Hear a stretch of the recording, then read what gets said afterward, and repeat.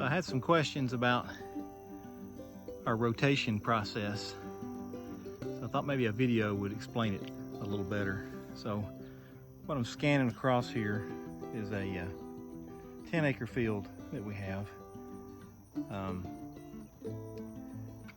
The left side of the camera here is the south end of the field, and it runs northward and southward way over yonder at the other tree line. Down at the end of that white netting is the north end. That's the last paddock down yonder that we've been on for the last couple days.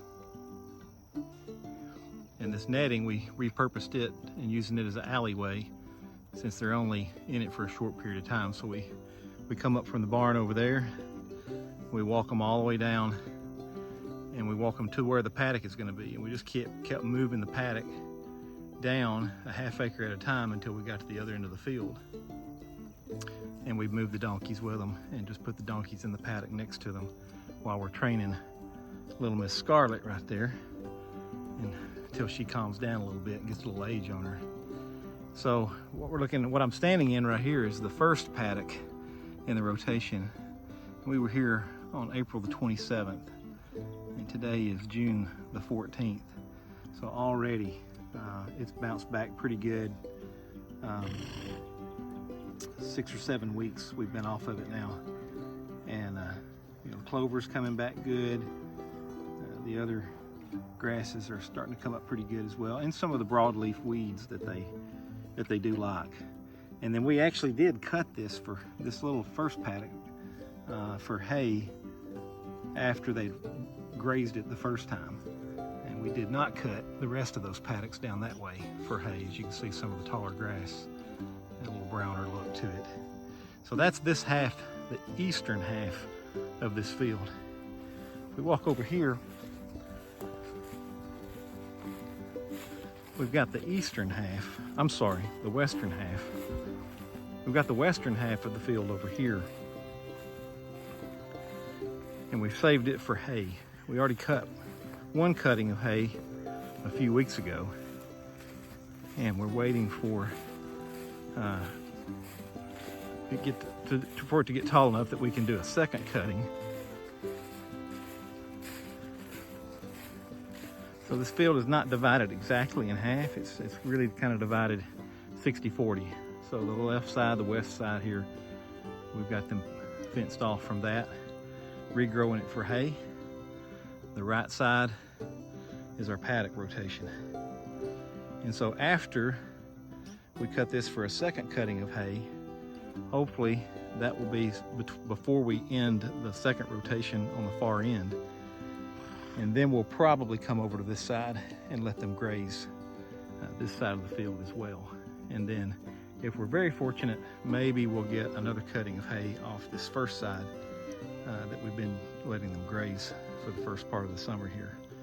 So, but all that depends on the rain, or how much or how little we get.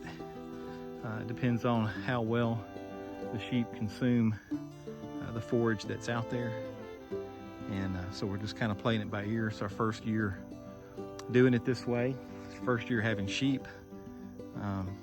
So we're learning as we go. But so far, our plans are working pretty well. I think it really paid off. As you guys have been following us for a little while, we did everything we could to keep from putting the sheep out on this field before the grass had some pretty good height to it.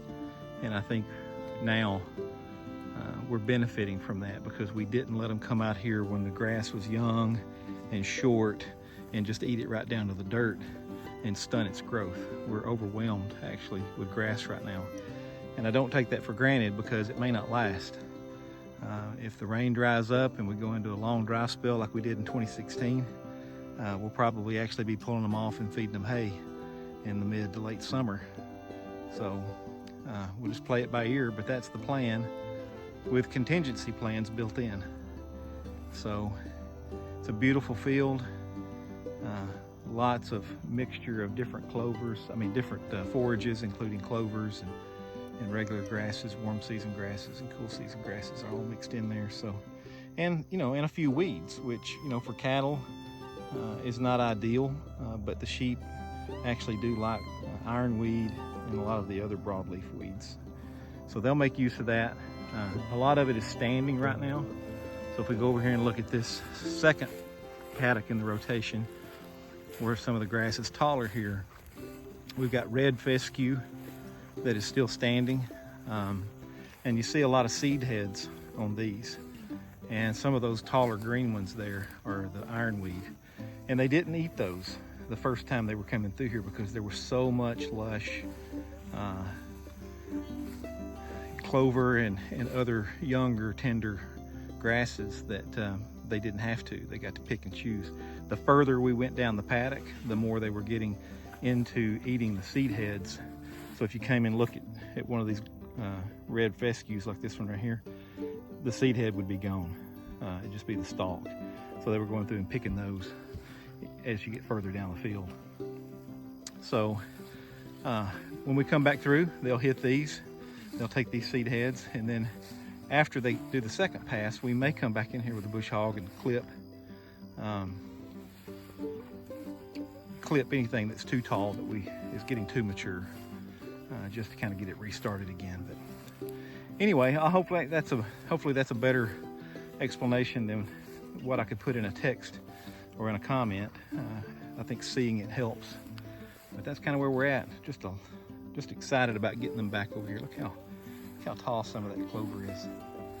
So excited about getting them back over here and starting the second rotation. And this is the fencing that we're using instead of the netting.